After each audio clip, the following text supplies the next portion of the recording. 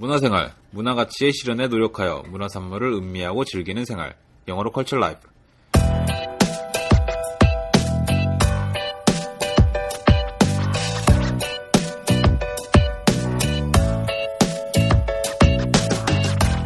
문화생활이 뭐냐고요? 돈도 없고 시간도 없는데 문화생활이 뭐냐고요? 천만의 말씀 만만의 콩떡입니다. 우리 모두 바쁘고 바빠도 문화생활 할 수 있습니다. 세 남자와 함께하는 문남의 즐겨수다와 함께라면 어디서든 아는 척, 가본 척, 해본 척 다 가능합니다.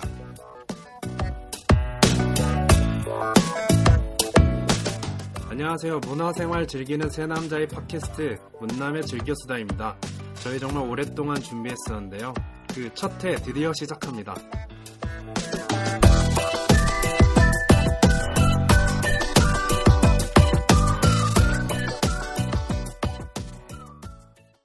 네, 처음 뵙겠습니다. 다시 한번 인사드릴게요. 문화생활 즐기는 세 남자의 팟캐스트 문남의 즐겨수다. 저는 감미로운 남자 봉영입니다. 네, 안녕하세요. 저는 디테일을 맡고 있는 리디입니다. 네. 드디어 또 지금 첫 번째라고 한 지가 한 몇 번째 되는 것 같은데 벌써 세 번째쯤 됐어요. 네, 세 번째쯤 됐어요. 그래서 정말 힘들게 정말 힘들게 저희가 또 이렇게 준비를 하는데요. 다시 한번 저희 방송이 뭔지 소개를 한번 다시 해야 될 것 같아요. 저희 리디가 한번 지겹겠지만 지금 벌써 세 번째 하는 소개인데요. 네. 네, 저희 문남과 즐겨수다, 문남의 즐겨수다. 네, 이거는 이제 문화생활, 영화, 연극, 책, 음악, 전시 등등 다양한 우리 주변의 모든 문화산물을 함께 즐겨보자. 삶을 좀 더 풍족하게 하자. 이런 의미로 이제 기획을 하게 됐고요. 네.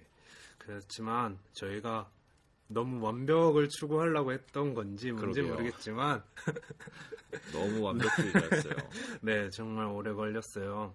저희가 일주일 지난 시간 동안 정말 녹음도 많이 하고 준비도 많이 했었는데 본의 아니게 마이크가 늦게 온다거나 그쵸. 네, 녹음을 했는데 뒤에서 막 애기 우는 소리도 들리고 해서 좀 저희가 많이 차질을 빚었어요. 네, 그쵸. 네, 그래서 이제 드디어 이번만큼은 무슨 일 있어도 진행을 하려고 합니다. 무조건 네. 올릴 거예요. 이번엔 무조건 올리죠. 애기 소리가 나든 애기 소리 이제 날 수가 없지만 그래도 한번 진행을 해보도록 하겠습니다. 네. 일주일 동안 근데 어떻게 보냈어요, 리디는? 저는 요즘에 건축전 준비를 하느라 완전 정신이 없어요. 건축전. 네, 제가 이번에 졸업을 이제 하게 돼서 네. 제가 이제 졸업 전시 겸 건축전을 같이 진행을 하고 있습니다. 우리 리디가 네. 네, 건축과 학생이고요. 건축가입니다. 그렇게 보이지 않아도 굉장히 건축 좋아하고 예술 좋아하는 그런 친구고요. 네. 저는 이제 저희 문남에서 이제 일주일 동안 주간 매일매일 요일별로 코너를 만들어서 여러분께 새로운 정보를 전해드리려고 하는데 저는 이제 그걸 준비하느라 그냥 일주일 동안 정신없이 보냈던 것 같아요. 역시 잠깐 홍보를 하자면 혹시 여기 듣고 계시는 청취자분들께서 자신만의 특별한 문화생활 즐기는 방법이나 아니면 자기만의 관점으로 문화를 즐겨서 다른 사람들에게 알리고 싶다 하시는 분 있으면 저희한테 연락 주시면 제가 이렇게 코너 작가로 자리를 마련해 드리도록 하겠습니다. 작가는 우리 그날바가 꿰차고 있고요. 메인 작가, 우리 항상 그날바. 서브로 해야 되나? 약간 그냥 어스 정도. 네. 그래서 저희가 원래 아까 처음에 소개시켜 드릴 때 3명이라고 했는데 지금 2명이서 하는 이유가 있죠. 지금 한 친구가 폐렴에 걸렸어요. 네, 폐렴에 걸렸어요. 별별 일들이 다 있는데요. 네. 네. 주남자라고 또 저희와 함께하는 친구 한 명이 더 있는데 이거 저희 문화생활하는 남자 준비도 하고 또 각자 자기 일도 열심히 하다 보니까 몸에 무리가 와서 너무 무리를 했죠. 네. 이제 그 중국인 친구들의 그런 거를 폐렴에 걸려서 맞아요. 막 기침을 너무 심하게 하고 말도 못할 정도로 있어서 우선 첫 화는 저희 둘이서 진행을 하고요. 다음 주부터 완전체로 돌아오도록 하겠습니다. 네. 근데 저희 이제 팟캐스트를 이렇게 진행한다니까 주변 반응이 있을 거 아니에요? 네. 어땠어요? 저는 이제 항상 듣는 말이 있어요. 왜 이렇게 깝치냐. 깝친다. 제가 이제 건축전도 이제 위원장을 하고 있는데 네. 친구들이 항상 볼 때마다 너는 왜 이렇게 깝치냐 라면서 이렇게 한마디씩 제 생명을 좀 연장해주는 그런 욕들을 많이 해주고 있어요. 아, 네. 저 같은 경우에는 이제 사람들이 다 잊어먹었어요. 아, 벌써 이제. 네. 뭐 한다 했는데, 뭐, 저희가 한다고 얘기한 지가 한 달 정도 된 것 같고. 벌써 한 달 정도 된 것 같은데. 네. 근데 아직 뭐, 방송은 안 나오고 이러니까, 뭐 안 하는 거 아니야? 이런 반응이더라고요. 제 친구들도 망한 거 아니냐고, 문남이가 망한 거 아니야? 그러면서. 네. 네. 그리고 저희 말고 또 이제, 저희를 도와주는 한 분의 작가가 있는데, 아까 얘기가 나왔지만, 네. 그날바라고 작가님이 계세요. 네, 말은 잘 안 해요. 네. 말은 안 하고, 네. 항상 네. 그냥 글로 막 맨날 뭘 써요. 막 열심히. 글과 손짓으로 저희에게 와. 신호를 보냈는데, 그날바 친구분들은 기대하고 계시더라고요. 아, 저희 정말요? 팟캐스트. 예. 아이고, 왜 그러실까? 왜 저희가 이렇게 뭐 좀 완벽하게 하려고 하는 모습을 보고 뭐 이렇게 하냐고 어차피 네네. 첫 타 듣지도 않는다고 네네. 빨리빨리 하라고 하시더라고요. 좋습니다. 그러면은, 네. 첫 타 그냥 나갈 거예요. 더 이상 기다리게 하지 않을 거예요. 좋습니다. 이번에 한번 진행을 해봅시다. 네. 지금은 저희가 이 문남의 즐겨 수다는요. 저희 한 주 동안 저희가 즐겼던 문화 생활에 대해서 핵심과 재미를 뽑아서 소개를 시켜드릴 건데요. 혹시 뭐 궁금한 점이나 건의사항 있으시면 문남@socket.kr로 보내주시면 되겠습니다. 그 이메일 주소는 저희가 페이스북에다 올려드릴 테니까요. 그거 확인하시고 메일 보내주시면 됩니다. 노래 잠시 들으시고 저희 이제 본방으로 들어가도록 하겠습니다.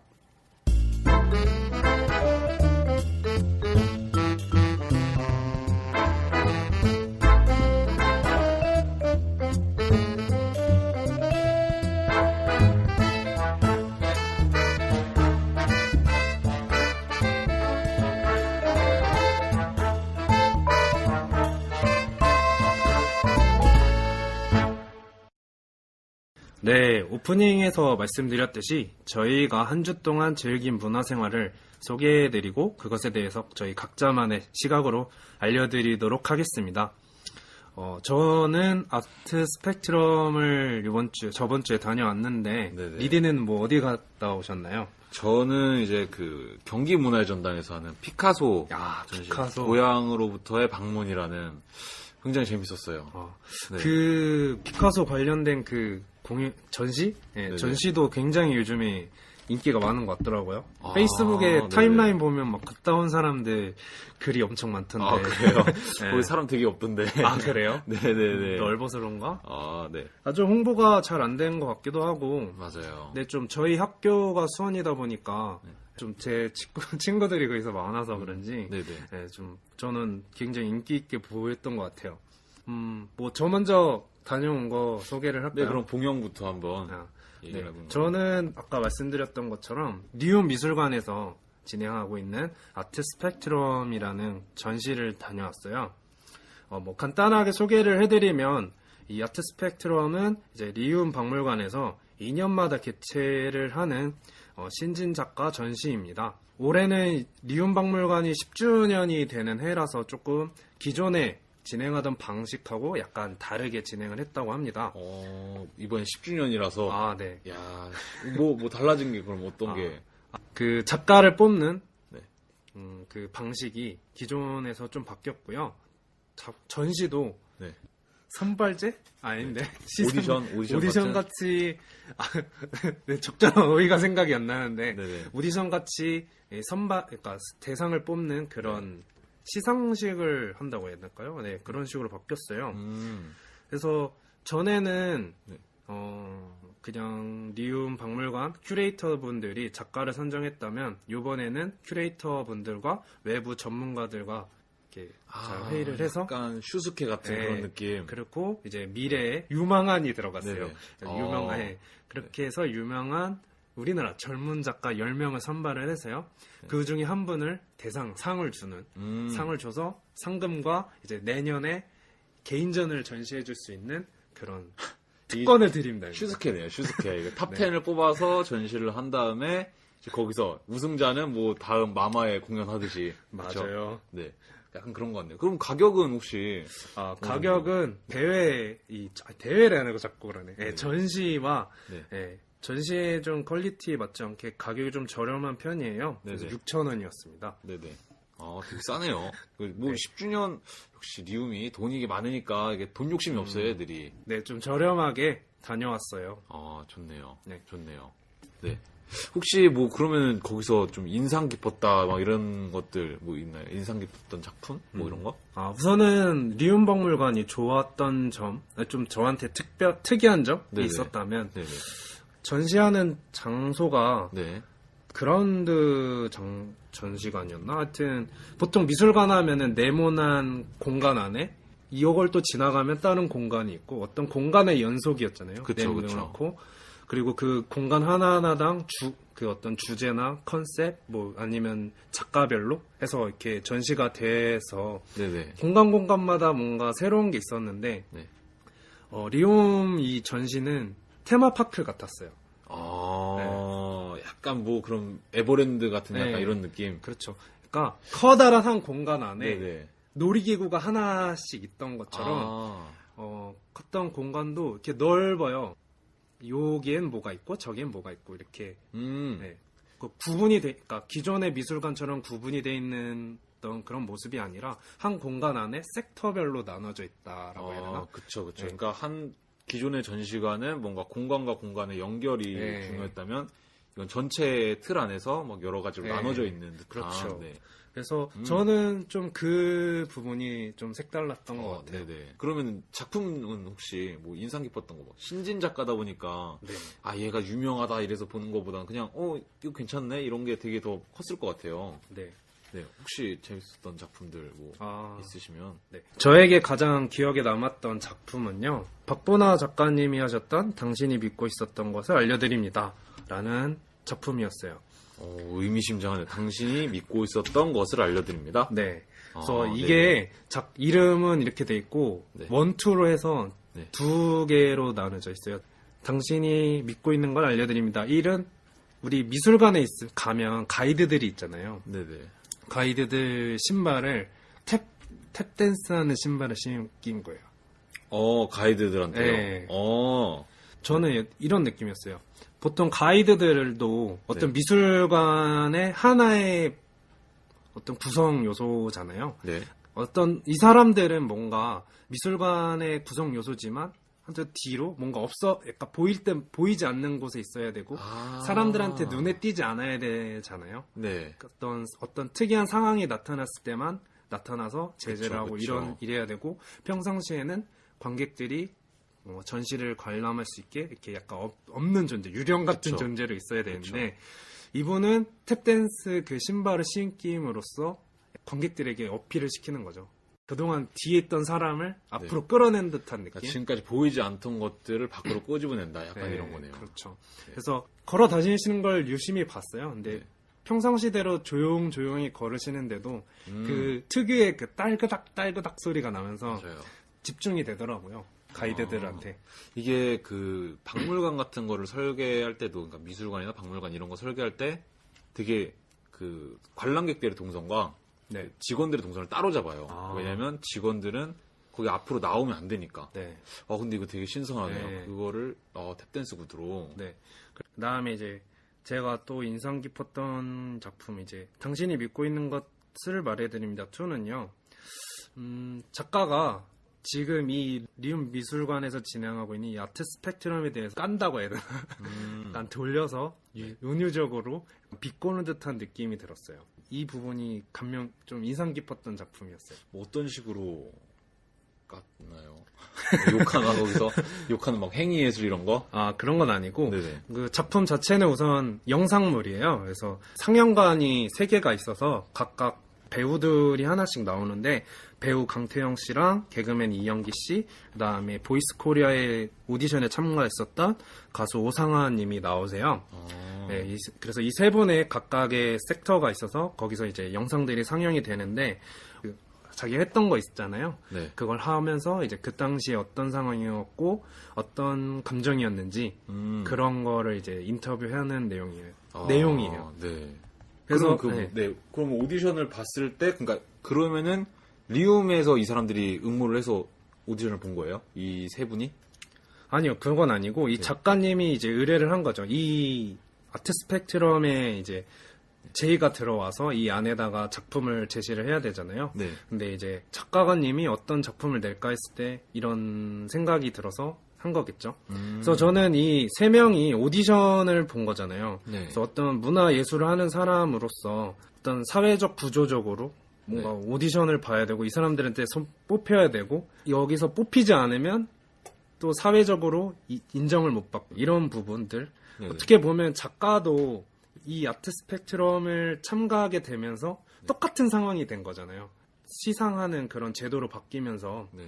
어쨌든 이 작가도 뭔가 영예로운 이 10명이 뽑혔지만 또 이 안에서 문화를 가지고 예술을 가지고 경쟁을 해야 되는 좀 이런 상황에 놓인 자신을 네네. 좀 표현한 것 같다는 느낌이 들었어요. 전 이 작품. 그러니까 오히려 이제 작품을 자기를 이제 투영시키는 약간 그런 작품이 되겠네요. 네, 그래서 어떤 지금 이 상황을 비꼬는 듯한 느낌이 아. 저는 들었어요.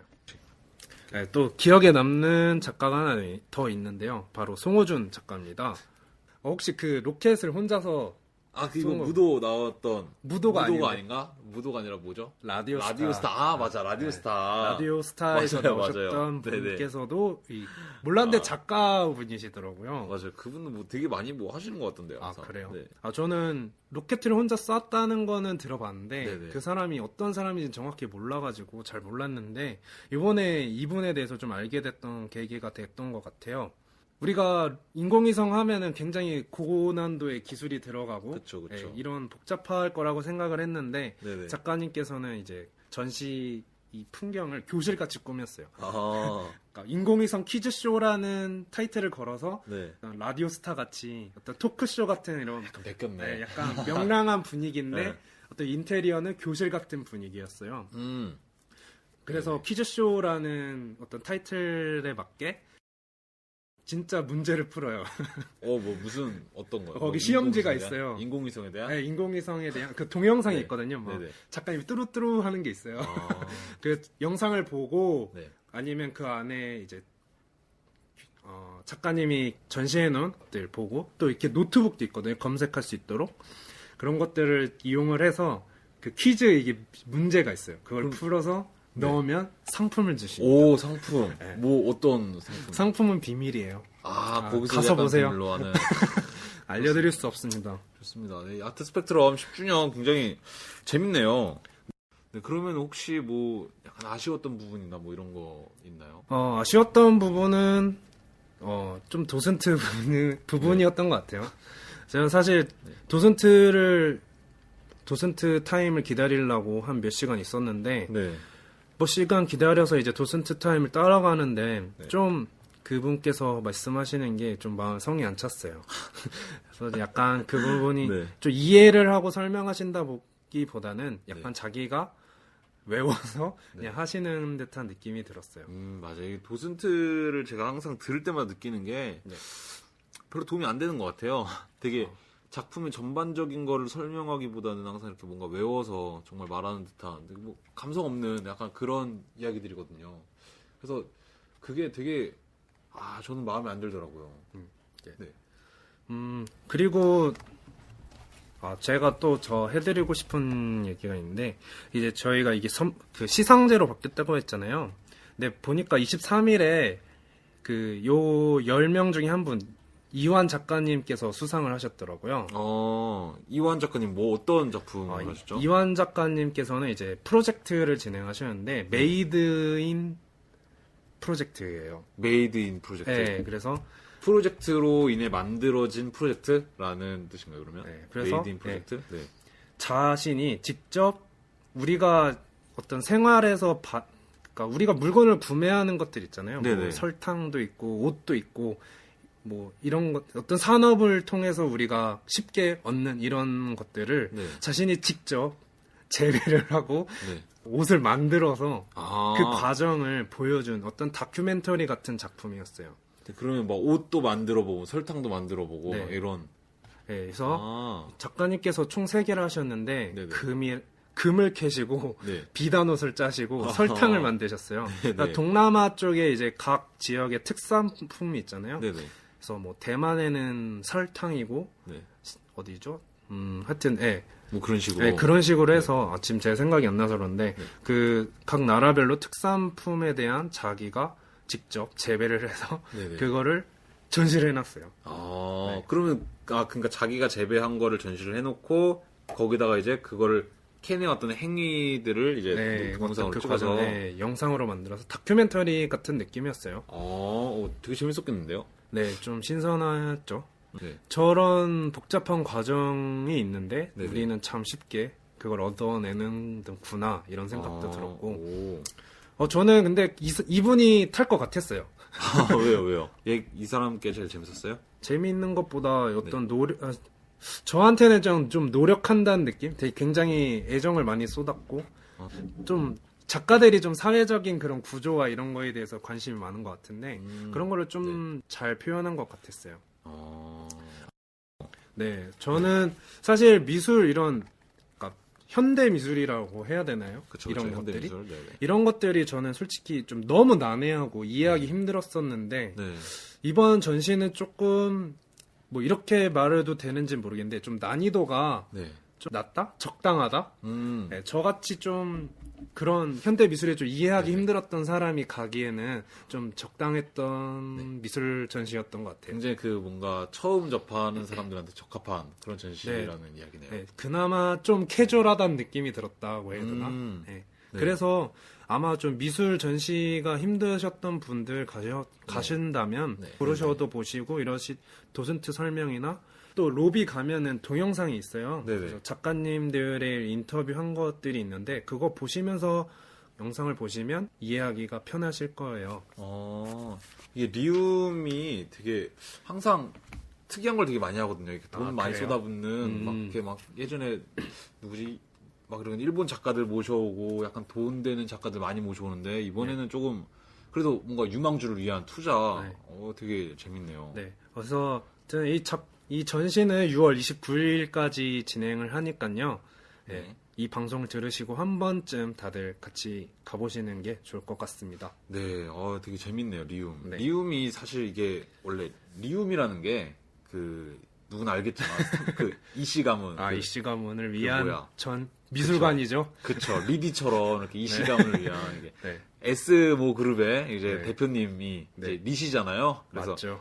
그래서 옛날에 그 뮤지움이라는 것 자체가 약간 옛날 그리스 신인 뮤즈를 네. 이제 찬양하기 위한 뮤지움 해서 이제 뮤지움이 이제 된 거거든요. 그래서 이번에는 그런 이씨 가문을 찬양하기 위한 리움이 된 거죠. 근데 관장님이라고 해야 되나? 네네. 그러니까 부인이시던데. 맞아요.